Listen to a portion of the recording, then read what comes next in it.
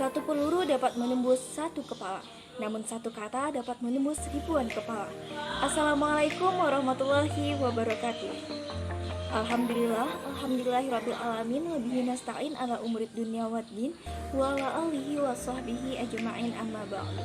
Puji syukur kita panjatkan kehadirat Allah Subhanahu wa taala yang telah melimpahkan rahmat dan karunia-Nya kepada kita semua. Salat beriringan salam tak lupa kita hadiahkan buat junjungan alam, yakni Nabi besar Muhammad SAW dengan hantaran kata Allahumma sholli ala Muhammad wa ala ali Muhammad. Halo teman-teman semua, bagaimana kabarnya hari ini? Semoga dalam keadaan sehat dan bahagia selalu.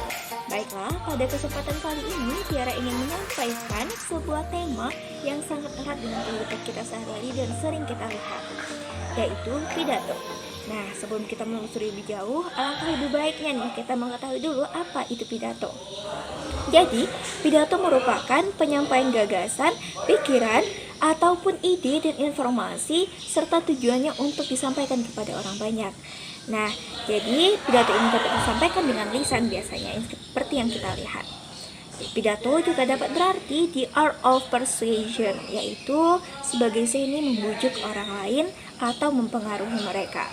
Nah, selanjutnya pidato ini juga berkaitan erat nih dengan seni retorika, yaitu seni dalam pemilihan kata-kata.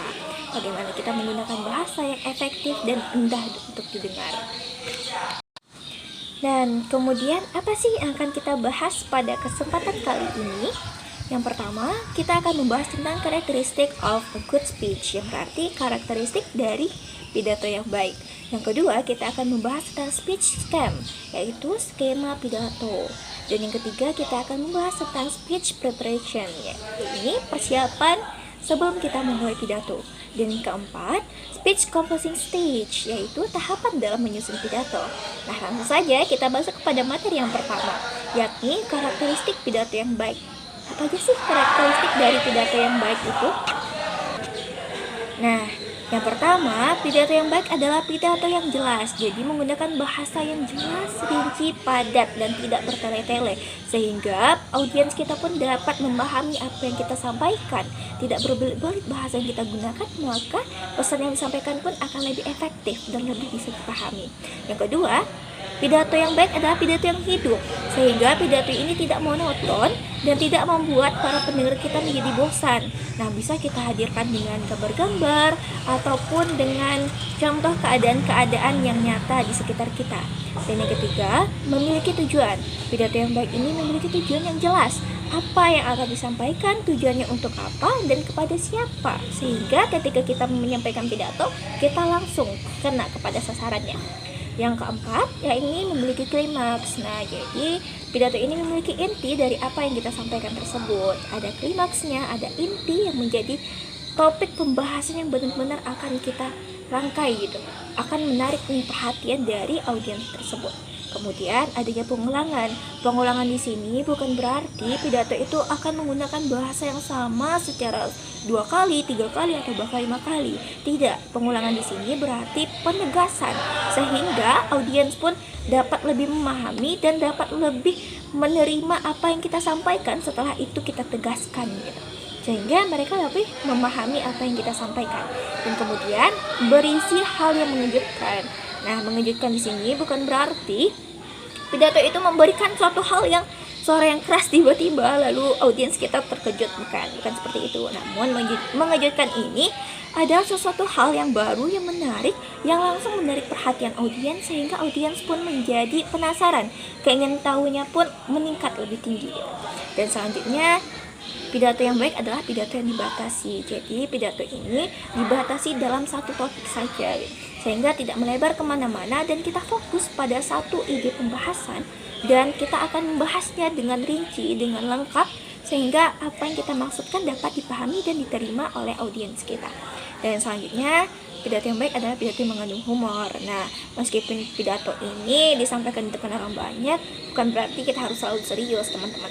Jadi, agar pidato kita dapat diterima, kita harus juga nih menyelipkan humor. Karena saat kita menyelipkan humor, di saat itulah otak akan kita berikan refleksinya, akan kita berikan relaksasinya gitu, sehingga bisa menerima materi kita selanjutnya dan penonton pun tidak akan menjadi bosan. Materi yang selanjutnya adalah skema pidato. Yang pertama, pidato itu terdiri dari pendahuluan. Nah, di sini berisi dari pengantar, bisa kata-kata mukadimah atau penghormatan dan sebagainya. Dan yang kedua, kita membahas tentang isi. Nah, inilah yang berisi bahasan-bahasan apa yang akan kita sampaikan kepada audiens kita. Dan yang ketiga adalah penutup. Nah, pada bagian ini kita bisa memberikan kesimpulan dari apa yang kita bahas sebelumnya. Selanjutnya kita masuk kepada materi persiapan pidato. Apa aja sih yang perlu kita persiapkan sebelum kita menyampaikan sebuah pidato? Yang pertama, kita perlu menentukan tema pembicaraan kita. Nah, jadi kita tentukan dulu nih, kita mau membahas apa? Kita mau menyampaikan apa kepada orang lain? Pilih temanya, sehingga tema itu nanti bisa kita kembangkan kemudiannya. Yang kedua, kita juga menentukan tujuan pidato kita. Tujuan pidato kita apakah untuk mengajak orang menjadi lebih baik, atau mengajak orang meninggalkan kebiasaan buruknya, atau mengajak orang kepada sesuatu hal yang ingin kita arahkan agar hidupnya bisa lebih produktif. Dan yang ketiga, kita bisa menganalisis suasana pendengar. Nah, kita bisa menganalisis dulu nih, nanti keadaan kita di lapangan saat berpidato itu bagaimana? Apakah kita akan berpidato di lapangan atau di luar ruangan, atau kita berpidato di dalam ruangan? Atau bisa juga dari sarananya, apakah kita menggunakan pengeras suara atau tidak? Atau apakah kita menyampaikannya melalui virtual atau online gitu. Dan yang keempat, kita bisa mengetahui dulu cara menarik perhatian audiens. Nah, kita kenali dulu audiens kita itu siapa. Nah, lalu kita tetapkan bagaimana cara menarik perhatiannya. Bisa dari penggunaan bahasa, dari humor, ataupun dari contoh-contoh yang relate dengan kehidupan sehari-hari dari audiens kita.